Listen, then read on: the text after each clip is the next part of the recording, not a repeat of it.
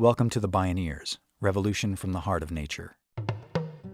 We're a part of this movement that 24 hours a day in every nook, cranny, and watershed across this planet is waking up and taking action to care for people in place under trees and on porches and in houses and in churches. It's all alive. It's all connected. It's all intelligent. It's all relatives. We stand at the threshold of a historic opportunity in the human experiment to reimagine how to live on Earth in ways that honor the web of life, each other, and future generations. It's a revolution from the heart of nature and the human heart. In this series, The Bioneers, Revolution from the Heart of Nature, we celebrate social and scientific innovators with breakthrough solutions for restoring people and planet, creating a future environment of hope.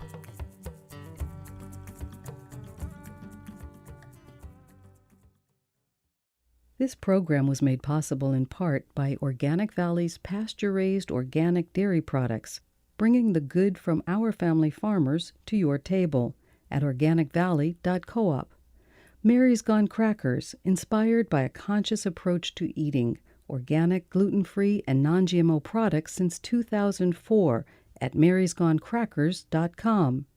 Funding also provided by a grant from the Park Foundation, dedicated to heightening public awareness of critical issues, and by the generous support of listeners like you.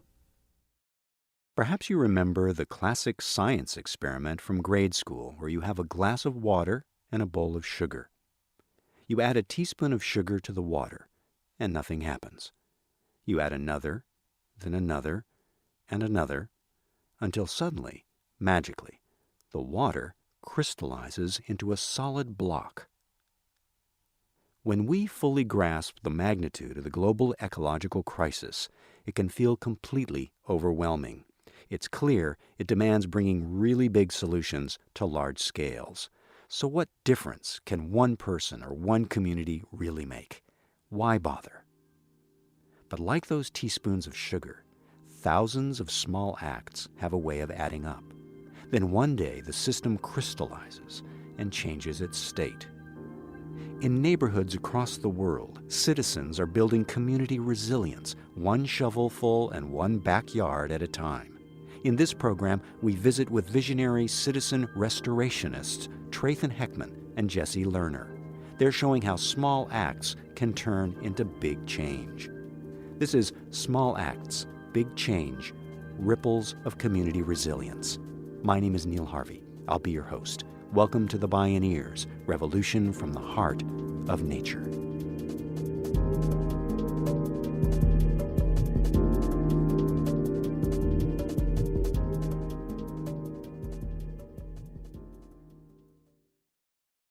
Can we change the world in a garden, which is kind of provocative, and that's where we come from, by thinking like a garden and acting like a garden and organizing like a garden and supporting policies at our municipalities that do the same. Trathen Heckman is executive director and founder of Daily Acts in Sonoma County, California. The innovative nonprofit organization provides local communities with hands-on skill-building workshops and sustainability education. It encourages citizens to regenerate nature and engage with neighbors to build community. Daily Acts gives tours, teaches people how to keep bees, raise chickens, and tend to personal and financial ecology. The byword is community resilience. In order to build community resilience, we have to build personal resilience and home-scale neighborhood resilience. That's actually a cornerstone of community resilience, is our ability to meet our own needs and to build trust and relationships in our neighborhoods and to get engaged so we could have local power in our cities and in our counties and local food and local water care and things like that. So we teach people about these things. We do tours of the incredible models working around us, showing people, saying, look at the amazing work being done. You could smell it, you could touch it, you could taste it. Then we start doing skill-building workshops. And then we get people together and we transform things. Trathen Heckman planted the seeds of his organization in 2002, when as a young man he took a leap of faith and started publishing a small magazine. So I published this little black and white journal, Ripples, pushed through a lot of fear of just putting my voice on the page and speaking sort of poetically. And there was this incredible response, and it just resonated, and neighbors knocking on my door and people sending emails. And before long, I was getting letters from England and Canada, and this little black and white zine just moved out in the world. And so is that trying to find my voice to help other people find their voice, which is really core. And then about a month later, I organized a sustainability tour. I saw in a permaculture magazine how Berkeley had this sustainability bike tour. I'm like, well, we need to do that in Sonoma County. I don't know what else is happening out here, but we got to highlight these solutions. And so I talked to Toyota. Priuses came out that year, and they boldly lent me a fleet of Priuses. It got published in the paper, and so we had these two groups of like 35 people crisscrossing the county to show people the face of this healthy, just, reverent, and resilient world being born. These amazing farmers and permaculturists and Bioneers, basically, our local Bioneers, and to expose people to them and at the same time give them their voice. And so it empowered these engaged leaders and connected those networks while also empowering these citizens who are showing up and saying your choices matter, and connecting them with a community of support and getting in the media to grow our ripples. And for the infinite types of things we do now, a lot of those sort of core truths are pretty much in most of the programs we're running. Heckman and Daily Acts focus on DIY, do-it-yourself cornerstones such as building soil, planting food forests, and recycling water.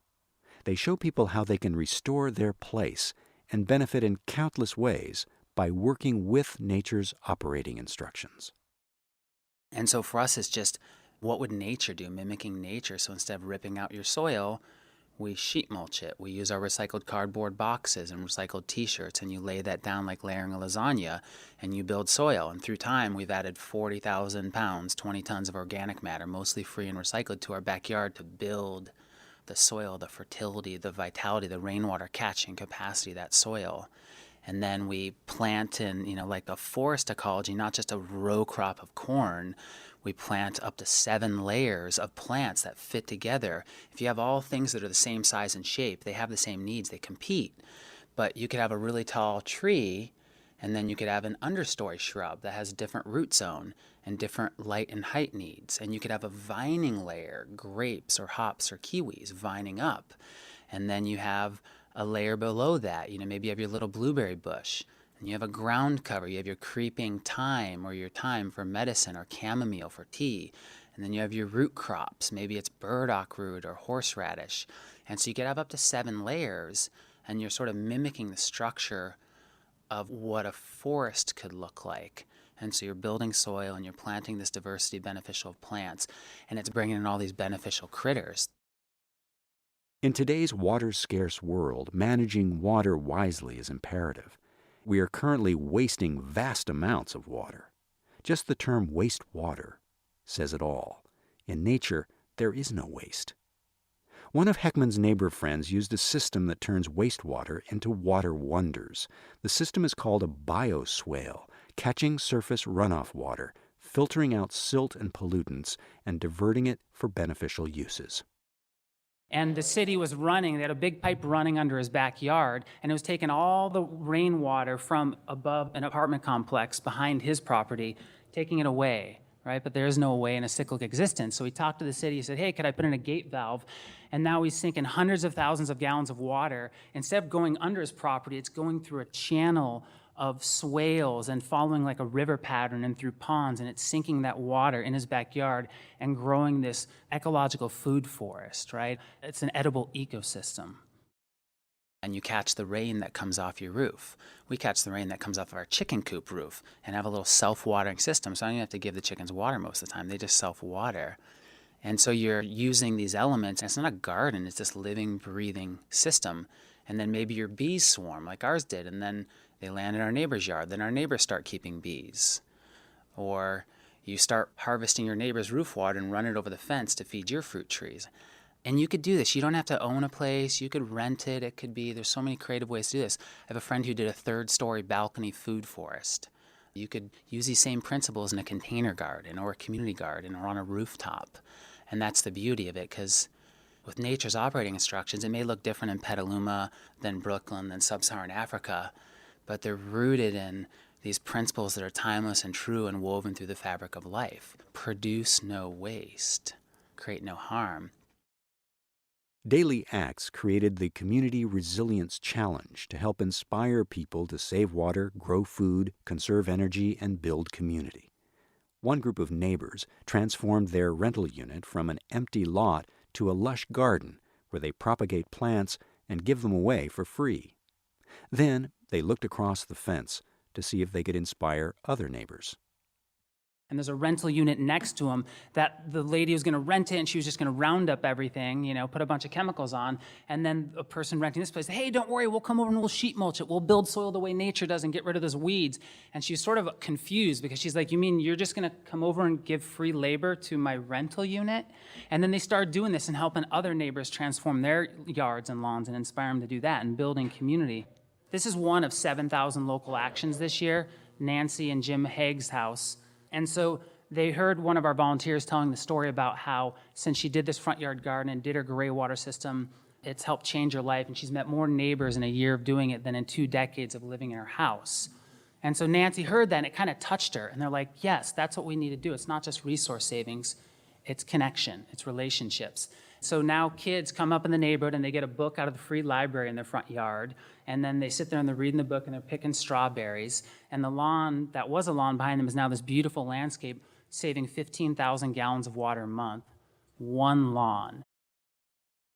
Sometimes going to scale doesn't mean getting bigger. It means go forth and multiply. When we return, inspiring parables from a growing network of eco-municipalities in Madison, Wisconsin. And more DIY, yes, in my backyard stories from Trathen Heckman.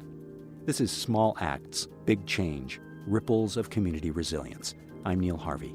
You're listening to the Bioneers, Revolution from the Heart of Nature.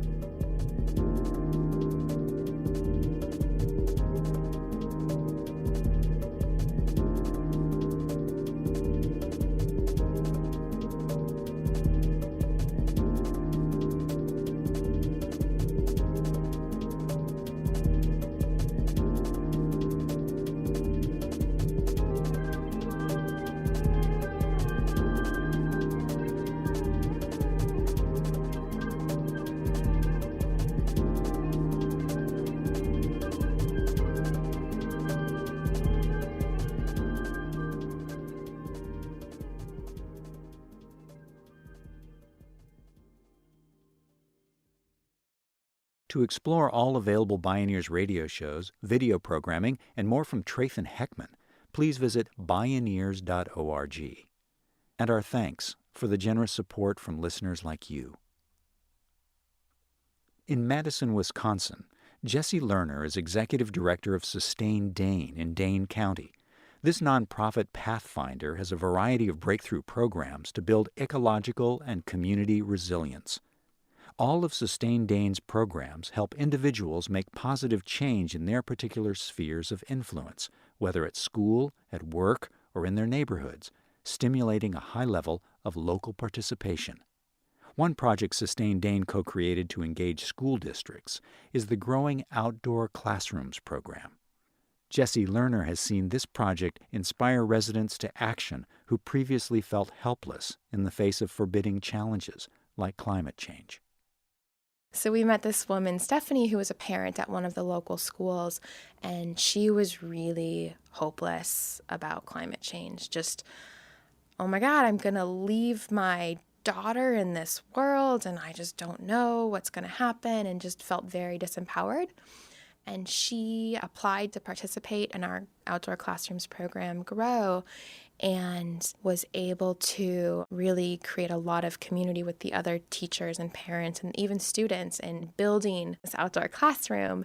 And they now have on-site composting and enhanced garden beds and those beautiful teepees where the beans grow up that the kids helped create. So there's all this co-creation, co-ownership, and composting in the lunchrooms by bringing in the facilities and the grounds, people who were kind of some of the obstacles. Now everyone's on the same page. And she's just this force, right? She's like, I'm not depressed anymore. I made this happen. Look at this garden that exists because I got involved. And she's just going to keep going. So, that's one person from our school program. And we've got 6 different programs. So Another program Sustain Dane created is Empower Champions Business Program, a 1-year voluntary program for local businesses to turn intention into action. Sustain Dane meets with businesses once a month to help them implement practical applications of sustainability, such as energy efficiency or stormwater management. These practices also provide a formidable return on investment. In just 6 years, Sustain Dane worked with over 70 organizations that implemented 325 sustainability projects. And the impact of that has been over 26,000 tons of carbon every year, which is like taking 5,100 cars off the road every year. And the financial impact has been over $1 million. That's from all these tiny little projects, so that collective impact. So an example, Kate is a green team leader at Union Cab. And as a cab company, they understood that a significant portion of their carbon footprint was related to their fleet. And they drove these big Crown Vics that they got from however they got the big cars. And they were able to switch one of those cars to a Prius. That was one of their Empower projects. On one hand, that sounds like a really big purchase, buying a Prius. But on the other hand, they buy 20 new cars for themselves every year. So it's changing 1/20th of their purchasing behavior. And by the end of that year, they had 4. And so when I shared those numbers of the over $1 million cost savings, that's only including those 4 cars. But 4 years later, their entire fleet, which is over 30 vehicles, is now Prius. And then the next step, they have solar on their roof.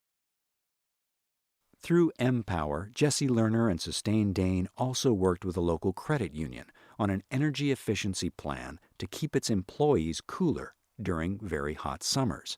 They came up with a decidedly low-tech solution. They have a dress code, which is business appropriate, right? Long sleeve, long pants. And they were trying to reduce their peak energy, recognizing that there's, some stuff that's behind the scenes, facilities behind the walls that no one sees. But they also wanted to increase their AC temperature. But they were getting pushback from employees because it was so hot. So they got facilities and HR together, and the day before really hot days, the head of HR would send out an email saying, tomorrow you can wear shorts because we're going to not have the AC at, say, 70. We're going to have it at, 74, right? But so then there was this visual for employees of, we're together, we're helping reduce our footprints. Sustain Dane also consults on sustainable food choices through the Empower program, helping businesses create plans for on-site gardens, cafeterias that serve organic and healthy foods, and payroll deductions to employees involved in community-supported agriculture. Sustain Dane is committed to turning vision into action. But first, you need the vision, and that's an art, not a science. So the group started the SMART program, which stands for Sustainability plus Madison plus Art. Sustain Dane and other local groups organized an event where the community came together with a lead artist to discuss its vision of a healthy, happy neighborhood. Over 100 community members showed up. They decided they wanted a mural on the side of a Salvation Army building that would represent their vision, which included green spaces, bike lanes, and community gardens.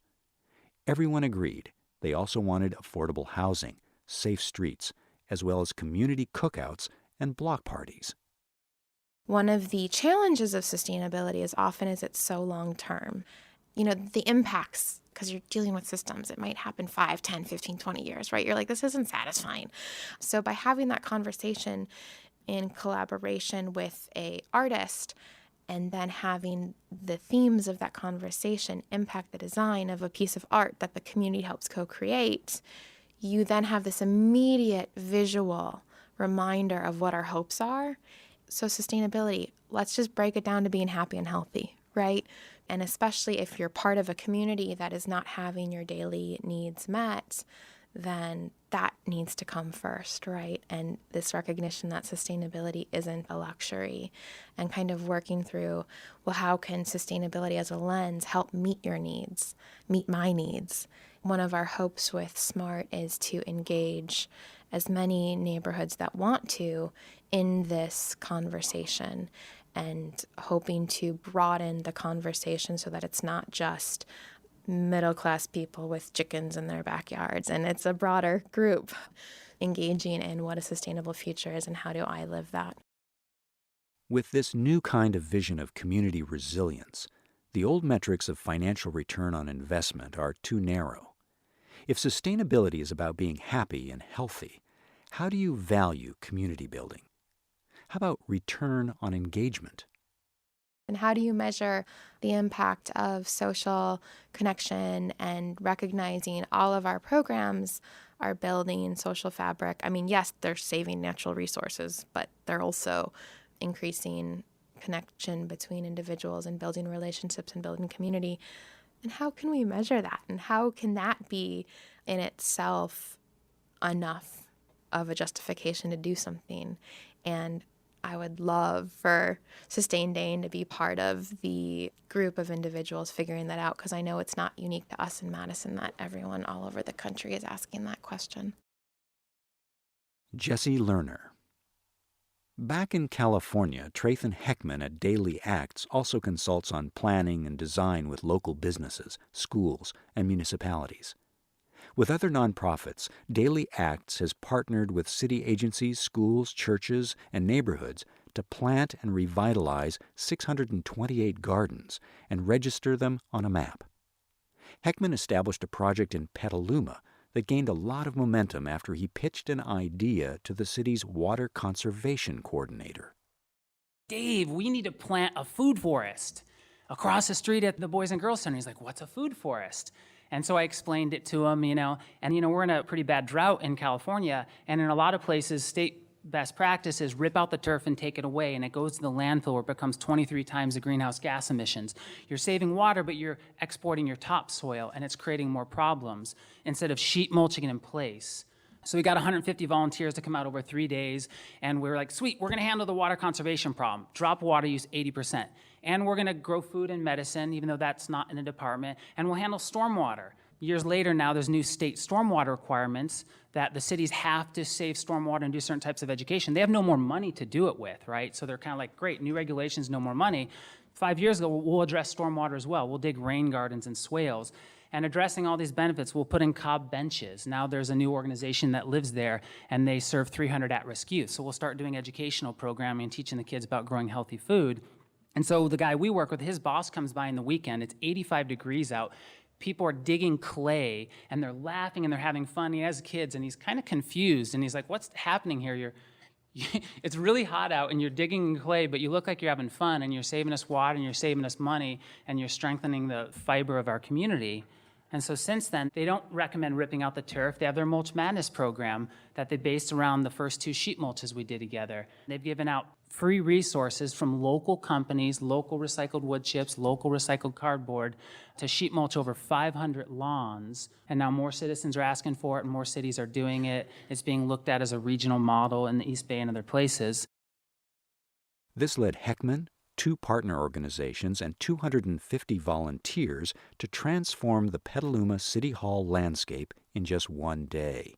They set up community garden beds and rainwater catchment tanks, saving the city over 1 million gallons of water a year.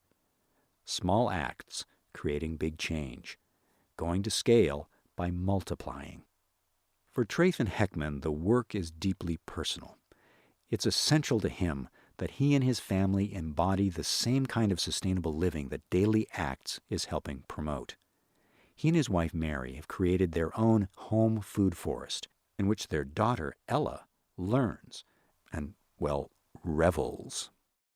Ella goes out and she forages in our garden every day, and she just pulled out a handful of strawberry guavas, and she just grazes about the garden. And when she takes a bath, it goes out into the garden, into the constructed wetland graywater system that mimics a natural ecology that feeds the food forest.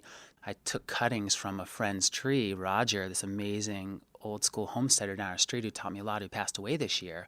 But I took cuttings from his Sangiovese grapes and just stick a cutting in the ground, and now we have grapevines growing up the west side of our house to passively cool the hot side of our house.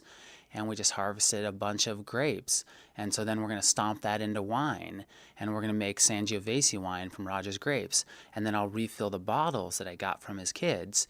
And so then we'll make some wine with our neighbors and friends. And every time I press Roger's grapes or refill his bottles, saving a lot of energy and resources, doing it with friends, building community, remembering our elders, bringing them back in, creates incredible richness. To harvest the honey from the bees and use the lavender and the chamomile in the front yard to make honey wine. So I feel really good creating that environment for her, and fortunate and recognizing that not all families and kids have this, but I want to work towards all families and all communities to have these sort of things. We live in a really painful but also a really amazing time. I mean, there's never been a time when your small choices have mattered more, and that we're a part of this movement that 24 hours a day in every nook, cranny, and watershed across this planet is waking up and taking action to care for people in place under trees and on porches and in houses and in churches. And so it's just a feeling, doing the best we could do to live our potential and care for nature and community, as many scales as we can, while also feeling a part of this larger movement. It's such an amazing time to be alive. Adding teaspoons of daily green acts, knowing one of these days it will crystallize into big change. Small acts, big change. Ripples of community resilience.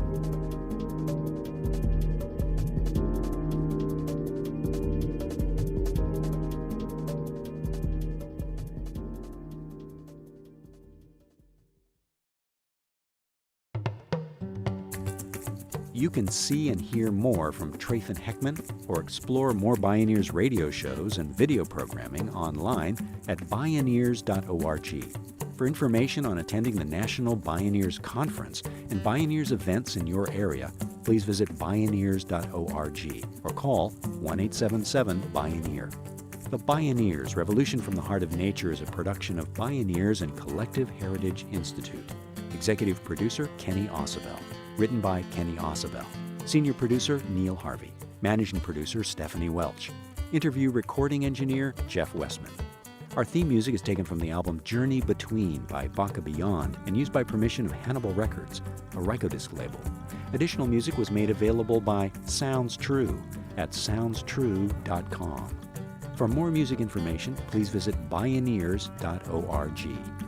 The opinions expressed in the Bioneers Revolution from the Heart of Nature radio series are those of the presenters and are not necessarily those of Bioneers and Collective Heritage Institute, the underwriters, or this radio station. My name is Neil Harvey. Thank you for listening. I invite you to join the Bioneers in inspiring a shift to live on Earth in ways that honor the web of life, each other, and future generations. This is program number 1215.